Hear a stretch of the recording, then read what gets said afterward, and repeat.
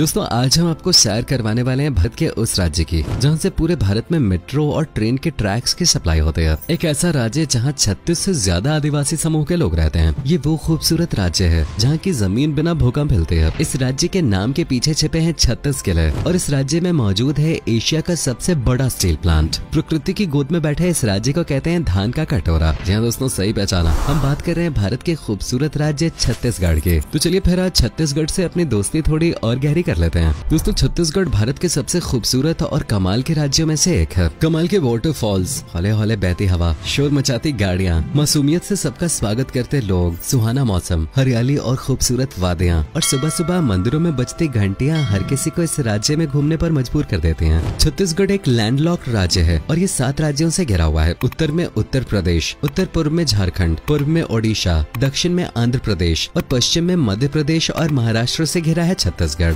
छत्तीसगढ़ का कुल land area है 1,35,194 वर्ग किलोमीटर और इस हिसाब से ये भारत का 10वां सबसे बड़ा राज्य है। राज्य की लगभग 82.56% आबादी आज भी ग्रामीण इलाकों में रहती है। यही कारण है जो छत्तीसगढ़ को एक ग्रामीण प्रदेश माना जाता है। छत्तीसगढ़ की कुल आबादी की बात करें तो 3 करोड़ 22 लाख के करीब है इसकी आबादी और यहाँ 93% हिंदू, 2% मुस्लिम, 1.9% क्रिश्चियंस और बाकी दूसरे धर्मों को मानने वाले लोग हैं। पॉपुलेशन के लिहाज से छत्तीसगढ़ भारत का 17वां सबसे बड़ा राज्य है। यहाँ आदिवासी लोग भी बसे हुए हैं। राज्य की कुल आबादी का लगभग 1/3 हिस्सा आदिवासी समुदाय का है। इनमें गोंड, हल्बा, धुरवा, कवार, भतरा, मुरिया और अबुज मेदिया जैसी 35 से ज्यादा ट्राइब्स आपको देखने को मिल जाएंगे। बहुत कम लोग जानते हैं लेकिन छत्तीसगढ़ का पुराना नाम दक्षिण कोशला हुआ करता था। कहते हैं कि भगवान श्री राम का छत्तीसगढ़ से सीधा संबंध है। दरअसल माता कौशल्या छत्तीसगढ़ से ही थी और वनवास के दौरान भगवान श्री राम ने भी ज्यादातर समय छत्तीसगढ़ में ही बिताया था। छत्तीसगढ़ के इतिहास पे नजर डालें तो दोस्तों इसका प्रारंभिक इतिहास सिर्फ गुफाओं में बने चित्रों और आर्किटेक्चरल रिमेन्स के जरिए ही मिलता है। लेकिन कुछ रिकॉर्ड्स में बताया गया है कि छत्तीसगढ़ 14वीं सेंचुरी में मुगलों के अंडर में हुआ करता था, लेकिन बाद में अराउंड 18th सेंचुरी ये मराठाओं के हाथ में चला गया और तभी से छत्तीसगढ़ का नाम दिया गया। 19वीं शताब्दी के बाद भारत के ज्यादातर हिस्सों की तरह छत्तीसगढ़ भी अंग्रेजों के हाथ में आ गया, जिन्होंने इस राज्य को अलग राज्य का दर्जा न देते हुए मध्य प्रांत से जोड़ दिया। 1857 की क्रांति तो आप सबों को याद ही होगी। उस रेवोल्यूशन में छत्तीसगढ़ क्षेत्र के लोग काफी एक्टिव नजर आए थे। ये छत्तीसगढ़ के लोग ही थे जिन्होंने अंग्रेजों के गलत पॉलिटिक्स के खिलाफ आदिवासियों को भड़काया या यूं कहिए कि जागरूक किया था। साल 1947 में देश तो आजाद हो गया लेकिन छत्तीसगढ़ मध्य प्रदेश का ही हिस्सा रहा। लेकिन फिर साल 2000 में इसे मध्य प्रदेश से अलग एक अलग राज्य घोषित कर दिया गया। इस तरह 1 नवंबर 2000 को छत्तीसगढ़ एक राज्य के रूप में स्थापित हुआ और ये भारत का 26वां राज्य बन गया। अब हर साल 1 नवंबर को छत्तीसगढ़ के स्थापना दिवस के रूप में मनाया जाता है। वैसे क्या आप जानते हैं कि छत्तीसगढ़ का नाम छत्तीसगढ़ कैसे पड़ा? दरअसल ये कहानी जुड़ी हुई है राज्य के किलों से। हुआ यूं कि जब छत्तीसगढ़ राज्य का गठन हुआ तो यहाँ छत्तीसगढ़ हुआ करते थे। गढ़ यानी किले, बस उन किलों को देखते हुए ही इस राज्य का नाम पड़ गया छत्तीसगढ़ यानी 36 किले। छत्तीसगढ़ की कैपिटल सिटी है रायपुर, जो न सिर्फ एक खूबसूरत शहर है बल्कि सबसे अच्छे टूरिस्ट स्पॉट्स में से भी एक है। रायपुर छत्तीसगढ़ के लिए अर्थव्यवस्था, प्रशासन और व्यापार लगभग हर चीज के लिए जरूरी शहर है। रायपुर छत्तीसगढ़ का एकमात्र शहर है जहाँ इंटरनेशनल एयरपोर्ट मौजूद है, जिसे स्वामी विवेकानंद एयरपोर्ट के नाम से जाना जाता है। दोस्तों शायद ही आपको पता हो लेकिन रायपुर से पहले छत्तीसगढ़ की कैपिटल सिटी के तौर पर बिलासपुर को देखा जा रहा था। लेकिन जब छत्तीसगढ़ का गठन किया गया तो बिलासपुर को राजधानी बनाने पर विचार किया गया, क्योंकि उस समय बिलासपुर रायपुर से ज्यादा विकसित था। लेकिन फिर सोचने समझने के बाद बिलासपुर की जगह रायपुर को छत्तीसगढ़ की राजधानी घोषित कर दिया गया। दोस्तों छत्तीसगढ़ को यहाँ की संस्कृति, खान पान, त्योहार और परंपराओं के लिए जाना जाता है। त्योहारों की बात करें तो यहाँ दशहरा, बस्तर, लोकोत्सव, चंपारण मेला, मड़ई महोत्सव, गोंचा महोत्सव, नारायणपुर मेला, भोरमदेव महोत्सव और तीज महोत्सव आदि बड़े हर्षोल्लास के साथ मनाए जाते हैं। इसके अलावा भारत के प्रमुख त्योहार जैसे दिवाली, होली और नवरात्रि वगैरह की धूम भी छत्तीसगढ़ में देख सकते हैं। छत्तीसगढ़ में हर फेस्टिवल पे लोग आपको कुछ पारंपरिक नृत्य करते नजर आ जाएंगे, जिनमें पंथी नृत्य काफी फेमस है, जो हर साल 18 दिसंबर को गुरु घासीदास जी की जन्म जयंती पे किया जाता है। लोग दिल को खुश कर देने वाला डांस करते हैं। इसके अलावा राउत नृत्य जो पूरे देश में फेमस है, ये छत्तीसगढ़ में दीपावली वाले दिन किया जाता है। इस नृत्य को करने के लिए लोग हाथ में लाठी लेकर नाचते हैं। इनके अलावा आप छत्तीसगढ़ में आदिवासी समुदायों का कर्मा, गौर और सरहुल जैसे नृत्य भी देख सकते हैं। छत्तीसगढ़ का पहनावा लोगों को सबसे ज्यादा भाता है। यहाँ आपको कलरफुल कपड़े ज्यादातर देखने को मिलेंगे, क्योंकि लोगों का मानना है कि रंग ही जिंदगी में खुशियां भरते हैं। ज्यादातर लोग रेशम, लिनन और कपास से बने कपड़ों का इस्तेमाल करते हैं। शहरी इलाकों की बात करें तो यहाँ पुरुष पैंट शर्ट और औरतें साड़ी के अलावा सलवार सूट पहनना सबसे ज्यादा पसंद करती हैं। इसके अलावा जनजातीय वेशभूषा पे नजर डालें तो ये काफी अनोखी होती है। आदिवासी महिलाएं खिलते रंग के कपड़े पहनती हैं। इसके अलावा ये चांदी के घुंघरू, चंकी जो एक खास तरह की लकड़ी होती है उसकी चूड़ियां और धातु से बने मांग टीका और झुमके वगैरह पहनती हैं। त्योहारों के दौरान इनके ये कपड़े बहुत सुंदर और आकर्षक नजर आते हैं। यूँ तो छत्तीसगढ़ में कई परंपराएं हैं, लेकिन सबसे अलग और यूनिक है घोटुल परंपरा, जो यहाँ के आदिवासियों द्वारा फॉलो की जाती है। दरअसल बस्तर और छत्तीसगढ़ के साउथ के इलाकों में मनाई जाने वाली इस परंपरा के दौरान आदिवासी समुदाय के कुंवारे लड़के लड़कियां घोटुल घरों में एक साथ आते हैं, जहाँ इन्हें अपना जीवन साथी चुनने की पूरी आजादी होती है। छत्तीसगढ़ को भारत का एक कुशल और बेहतरीन राज्य माना जाता है, क्योंकि भागती दुनिया के साथ छत्तीसगढ़ भी तेजी से भाग रहा है, यानी विकास कर रहा है। वैसे इस्पात यानी स्टील प्रोडक्शन के मामले में छत्तीसगढ़ पूरे भारत में सबसे आगे निकल चुका है। भारत के टोटल स्टील प्रोडक्शन का 38 से 40% तक अकेले छत्तीसगढ़ में ही होता है। इसके अलावा छत्तीसगढ़ को भारत का चावल का कटोरा भी कहा जाता है, क्योंकि यहीं सबसे ज्यादा धान यानी चावल की खेती की जाती है। पूरे देश में 20,000 से भी ज्यादा धान की किस्मों का प्रोडक्शन अकेले छत्तीसगढ़ में ही किया जाता है। इनमें से कई किस्में जड़ी बूटियां या दवाइयों के तौर पर कई बीमारियों के इलाज में भी काम आती हैं। छत्तीसगढ़ की लगभग 50% आबादी खेती पे डिपेंडेंट है और ज्यादातर लोगों के घर का चूल्हा चावल की खेती से जलता है। लेकिन इस राज्य को एजुकेशन के मामले में काफी पिछड़ा हुआ माना जाता है। पुरुषों की साक्षरता दर 80.27 और महिलाओं की 60.24% है। खूबसूरत सा ये राज्य खनिज संसाधन यानी मिनरल्स के मामले में एक धनी राज्य है, क्योंकि यहाँ copper, coal, iron, limestone, bauxite, dolomite, manganese और डायमंड बड़ी मात्रा में पाया जाता है। बता दें कि छत्तीसगढ़ में महानदी, गोदावरी और सोन जैसी बड़ी नदियां बहती हैं। महानदी को राज्य के गंगा के नाम से भी जाना जाता है, लेकिन इतनी बड़ी नदियां होने के बाद भी छत्तीसगढ़ में सिंचाई को लेकर अक्सर किसानों को परेशानियां होती रहती हैं। बता दें कि छत्तीसगढ़ टिन का उत्पादन करने वाला देश का इकलौता राज्य है। दंतेवाड़ा में टिन का सबसे ज्यादा प्रोडक्शन किया जाता है। छत्तीसगढ़ में भिलाई स्टील प्लांट भी मौजूद है, जो पूरे भारत में रेलवे ट्रैक्स का इकलौता निर्माता है। देश में बनने वाली सबसे लंबी रेलवे ट्रैक की बात हो या फिर दिल्ली मेट्रो के लिए भेजे गए ट्रैक्स की, ये सभी ट्रैक्स भिलाई स्टील प्लांट से ही भेजे गए हैं। आपको जानकर हैरानी होगी, लेकिन अब तक भिलाई स्टील प्लांट इतने रेलवे ट्रैक्स का निर्माण कर चुका है, जिनसे पूरी पृथ्वी को कई बार लपेटा जा सकता है। दोस्तों, आपने बड़े एम्बुलेंस और छोटे एम्बुलेंस तो देखे होंगे, लेकिन क्या आपने कभी मोटरसाइकिल वाली एम्बुलेंस देखी है? नहीं ना, क्योंकि ये सिर्फ और सिर्फ छत्तीसगढ़ में ही देखने को मिलती है। दरअसल सरकार ने ग्रामीण क्षेत्रों के दुर्गम इलाकों में रहने वाली गर्भवती महिलाओं के लिए मोटरसाइकिल एम्बुलेंस को शुरू किया था। इसमें महिलाओं के लिए एक छोटे से केबिन की व्यवस्था है, जो उन्हें हॉस्पिटल तक पहुंचाते हैं। खास बात यह कि ये एम्बुलेंस हर उबड़ खाबड़ रास्ते पर पहुंचकर महिलाओं के स्वास्थ्य का ध्यान रखते हैं। दोस्तों, छत्तीसगढ़ का राजकीय पशु काफी पावरफुल है। नहीं समझे तो बता दें कि हम भैंसे की बात कर रहे हैं। वहीं इस राज्य का राजकीय पक्षी है पहाड़ी मैना, जिसे हिल मैना भी कहते हैं, और राजकीय पेड़ है साल यानी परई का पेड़। छत्तीसगढ़ में दोस्तों हर साल लाखों की संख्या में टूरिस्ट पहुंचते हैं, और एक बार जो यहाँ आ जाता है उसका वापस आने का मन तो बिल्कुल करता ही नहीं है, क्योंकि यहाँ भिलाई, बिलासपुर, रायपुर, रायगढ़, रतनपुर, चंपारण, चिरमिरी, खैरागढ़, सिरपुर, डूंगरगढ़ और कांगर वैली नेशनल पार्क जैसी तमाम जगह हैं, जहाँ प्रकृति के अलग ही नजारे देखने को मिलते हैं। छत्तीसगढ़ धार्मिक दृष्टि से भी एक महत्वपूर्ण राज्य है, क्योंकि ये कई मंदिरों की भूमि है, जिनमें शिव टेम्पल चांदखुरे, सिद्धेश्वर टेम्पल पलारे, आनंद प्रभु कुदी विहार, स्वास्तिक विहार सिरपुर, जगन्नाथ टेम्पल खलारे, भोरमदेव टेम्पल और बत्तीसा टेम्पल जैसे मंदिर काफी फेमस हैं, जहां हर साल बड़ी संख्या में लोग घूमने के लिए पहुंचते हैं। वैसे क्या आपको पता है कि छत्तीसगढ़ का सबसे बड़ा झरना कौन सा है? तो वो है चित्रकूट जलप्रपात। यह वाटरफॉल छत्तीसगढ़ के बस्तर जिले में इंद्रावती नदी पर स्थित है, जिसकी ऊंचाई 95 फीट है। इसके अलावा अमृतधारा वाटरफॉल राज्य के सबसे ऊंचे और चौड़े झरनों में से एक है, जो कोरिया जिले में स्थित है। ये वाटरफॉल 90 फीट की ऊंचाई से गिरता है। दोस्तों, छत्तीसगढ़ में ही मौजूद है मैनपाट। यहाँ साल भर लोग इस मिट्टी पे उछल कूद करने के लिए पहुंचते हैं। दरअसल ये दलदली इलाका है, जिस वजह से मिट्टी किसी गड्ढे की तरह हिलती है और लोगों को एंटरटेन करती है। वैसे बता दें कि मैनपाट को छत्तीसगढ़ का शिमला कहा जाता है। बता दें कि राज्य की सबसे ऊंची चोटी दंतेवाड़ा जिले में मौजूद है। बेलादिला माउंटेन रेंज के नाम से मशहूर इस चोटी की ऊंचाई 1276 मीटर है। छत्तीसगढ़ के लोग खाने पीने के भी बहुत शौकीन होते हैं। यहाँ चावल, बाजरा